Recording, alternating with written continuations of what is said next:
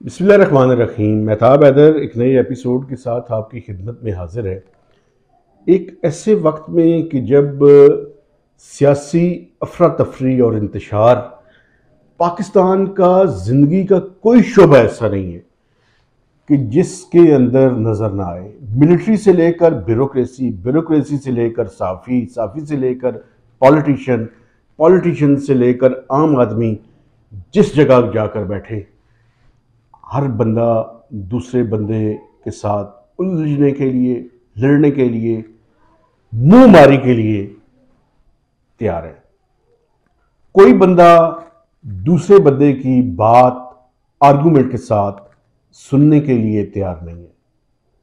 ये वही अलामतें हैं और वही निशानियां हैं जो किसी बड़े हादसे का पेश खैमा जो है वो नजर आती है।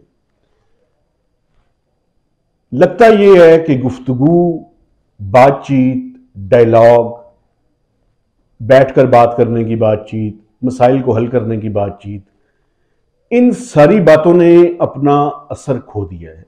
अब ये सारी बातें जो इस मुल्क के अंदर कमज़ोर लोग हैं वो ये बातें करते हैं, जो इस मुल्क के अंदर ताकतवर लोग हैं वो इस तरह की बातें नहीं करते। वो इस तरह की बातों पे हंसते हैं, वो इस तरह की बातों पे मजाक उड़ाते हैं, वो इस तरह की बातों को बैठकर बेवकूफ़ लोगों की बातें समझते हैं। देखें, हर चीज़ के बाद उसका एक नतीजा भी सामने आता है। वो नतीजा हमारे सामने आन खड़ा हुआ है। अब हालात तेज़ी की तरफ साथ एक कुछ मुश्किल फैसलों की तरफ बढ़ रहे हैं, चाहे वो पॉलिटिक्स हो, चाहे इस मुल्क की मईशत हो। मैं पॉलिटिक्स के बारे में गुफ्तगू करना चाहता हूँ क्योंकि जब तक पॉलिटिक्स ठीक नहीं होगी इस मुल्क की मईशत ठीक नहीं हो सकती, और पॉलिटिक्स एक दिन में ठीक नहीं हो सकती, और इसका आगाज कहीं ना कहीं से करना पड़ेगा। सबसे पहले मैं समझता हूं कि बड़ा ज़रूरी है कि इस मुल्क के आइन और कानून पे पूरी तरह से अमल दरामद किया जाए। जब तक पिक एंड चूज की पॉलिसी रहेगी ये मुल्क नहीं चलेगा। देखें, मुझे पसंद हो या ना हो, मैं किसी को लाइक करता हूं या ना लाइक करता हूं, अगर इस मुल्क के आइन और कानून के तहत इसको ना चलाया गया तो मसाइल बढ़ने का अंदेशा है। इलेक्शंस, ना इलेक्शंस, देखें टेक्नोक्रेटिक सेटअप की बातें, कभी ये बातें कि इस मुल्क में इंतखाबात टाइम पे नहीं होंगे। आज 14 मई है, 14 मई गुजर गया, कोई इलेक्शन नहीं हुए, ये हल नहीं है। हल ये है कि बिठाएं लोगों को, जो ताकतवर लोग हैं वो बिठाएं लोगों को और उनसे तय करवाएं कि उन्होंने क्या करना है। लेकिन वो जो ताकतवर लोग हैं वो आपस में इकट्ठे होंगे जो किसी दूसरे को बिठाएंगे। तो खुदा का वास्ता है, इस मुल्क पे रहम करें और डायलॉग का कोई रास्ता ओपन करें, और कुछ चार्टर ऑफ सर्टेनिटी में पिछले कई माह से इसके बारे में बात कर रहा हूं कि चार्टर ऑफ इकॉनमी की बात छोड़ दें, चार्टर ऑफ डेमोक्रेसी की बात छोड़ दें, चार्टर ऑफ सर्टेनिटी की बात कर लें, किसी न किसी कायदे कानून की बात कर लें, किसी यकीन की बात कर लें, ताकि जो बेयकीनी है ये ख़त्म हो सके। ये तमीद बांधने के बाद जो मैं आपके सामने बात रखना चाहता हूँ वो ये है कि इस टाइम सिचुएशन इस दहाने पे आन पहुंची है कि आईएमएफ का प्रोग्राम रिवाइव होने के चांसेस हर आए दिन ख़त्म हो रहे हैं। मैं पहले कुछ दिनों की बात कर रहा था, अब मैं अपने देखने वालों को, और अगर पॉलिसी मेकर्स ये बात सुन रहे हैं और अगर कोई इस्टेब्लिशमेंट का आदमी मेरे इन वी लॉक्स को सुनता है, मेरा नहीं ख्याल कि कोई सुनता है, लेकिन अगर कोई सुनता है तो मैं कह रहा हूं कि अब बात चंद दिनों के साथ चंद घंटों पे आ गई है अगर आइंदा आने वाले चंद दिनों के अंदर, फ्यू डेज का वर्ड मैं इस्तेमाल कर रहा हूं, ये प्रोग्राम रिवाइव नहीं होता, जिसके चांसेस बहुत कम हैं, तो ये आईएमएफ का प्रोग्राम नाकामी की सूरत की तरफ बढ़ रहा है। ये प्रोग्राम रिवाइव नहीं हो सकेगा। और पाकिस्तानियों को मैं ये बताना चाहता हूँ कि हम सबको अपनी बेल्ट को टाइट करना पड़ेगा, और ख़ासकर जो पाकिस्तान के इलीट्स हैं, अब वक्त हुआ चाहता है कि वो अपने पेटों को और अपने बेल्ट को टाइट करें। उनके ऊपर ये टाइटनिंग ज़्यादा नज़र आ रही है मुझे, क्योंकि इंपोर्ट की चीज़ें वो इस्तेमाल करते हैं, इंपोर्ट के खाने, उनके कैट्स एंड डॉग्स के जो खाने हैं वो भी बाहर से आते हैं। अब ये मामला चलने वाला नहीं नज़र आ रहा, ये सब कुछ बंद होगा। चीज़ें इस तरह से नहीं चलेंगी जिस तरह से अंदाजे लगाए जा रहे हैं। इन्फ्लेशन अपनी आसमान को छुएगी, हम सबको इसके लिए तैयार होना पड़ेगा, और सबको अपने पेट पे पत्थर बांधने पड़ेंगे। मुश्किल फैसले करने का वक्त हुआ चाहता है, टाइम नहीं है, वक्त नहीं है हमारे पास। आज फैसले करेंगे तो उन फैसलों के असरात 6 माह बाद कम से कम आने शुरू होंगे।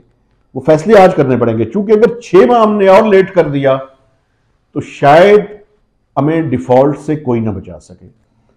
आईएमएफ इस टाइम आने के लिए तैयार नहीं है, हमें ऑल्टरनेट्स पे जाना पड़ेगा, और ऑल्टरनेट्स पे जाने से पहले हमें जो स्टेटस को है, जो हमारा तर्ज ज़िंदगी है, जो हमारे इलीट्स का तर्ज ज़िंदगी है, जो हमारी अशराफिया का तर्ज ज़िंदगी है, ये इस तर्ज ज़िंदगी के साथ नहीं चल सकेगा मामला। एक तरफ पॉलिटिकल सिचुएशन, एक तरफ ये इकोनॉमी की सूरत हाल, ये जो मंजदार है, ये अब ये नहीं चल सकता। इस मंजदार से निकलने का ये जो तूफान है, इस तूफान से निकलने के लिए मुश्किल तरीन फैसले करने का वक्त है। अगर आप ये चाहें कि गंद को अंडर द कारपेट रख के हम कुछ और अरसा इसको चला सकेंगे, उसका वक्त नहीं है, अभी फैसले करने का वक्त है। आइन और कानून के मुताबिक इस मुल्क को चलाएं और इस मुल्क पर रहम करें। अब वक्त है कि हम मुश्किल तरीन फैसले करें। इन्फ्लेशन जो इस टाइम 48% के लगभग है, फूड इन्फ्लेशन, और जो सीपीआई है वो भी मैं आपको प्रेडिक्ट कर सकता हूँ कि 36-37% पे खड़ी है। ये 40% की तरफ बढ़ती हुई महसूस हो रही है। इंपोर्ट्स की चीज़ों पे मज़ीद कर्टेलमेंट के चांसेस हैं। इंपोर्ट्स पे पहले मैनेज किया है और पाकिस्तान डिफ़ॉल्ट से बचा है, वरना दुनिया तो ये समझ रही थी कि आज से 2-3 माह पहले ही पाकिस्तान डिफ़ॉल्ट कर सकता था। लेकिन इंपोर्ट्स को हमने कर्टेल किया है, उसके नतीजे में इकोनॉमिक ग्रोथ, अभी आप चंद दिन बाद आप उसके बारे में सुनेंगे, वो चोक होती हुई आपको नज़र आएगी। आपको मैं ये आसानी से बता सकता हूँ कि ये 0 से 0.5% के दरमियान खड़ी होगी। ये प्रोविजनल फिगर है, ये नेगेटिव भी जा सकती है और बड़ी मुश्किल सूरत हाल होगी। पाकिस्तान का जो आम आदमी है उसकी ज़िंदगी में भी मुश्किलात आएंगी, उसको भी अपनी चीज़ों में मज़ीद सख्ती जो है और महंगाई का जो अंसर है उसको बढ़ता हुआ महसूस होगा। रोज़गार के मौके कम होंगे। मैं कोई डूम्सडे सिनेरियो बयान नहीं कर रहा, अब मैं हकीकत बयान कर रहा हूँ, और वो हकीकत आपको अपनी ज़िंदगियों के अंदर और अपने इर्द गिर्द के लोगों के अंदर नज़र आती है। लेकिन एक पाकिस्तान के अंदर प्रॉब्लम भी है, वो ये है कि इनफॉर्मल इकॉनमी है, लोगों के जेब में पैसे ज़्यादा हैं, हुकूमत गरीब है, लोग अमीर हैं, लेकिन वो पाकिस्तान का 20 से 30% लोग मैक्सिमम है। ये जो 70 से 80% मिडिल इनकम और लो एंड मिडिल इनकम लोग हैं, उनके लिए मुश्किलात हैं। पाकिस्तान के अंदर जो रस्म व रवाज हैं, उनको थोड़ा सा हमें सादगी की तरफ जाना पड़ेगा। ये जो हम अय्याशियाँ करते हैं, बैठ के गप्पे मारते हैं, काम नहीं करते, ये करना अब मुश्किल होगा।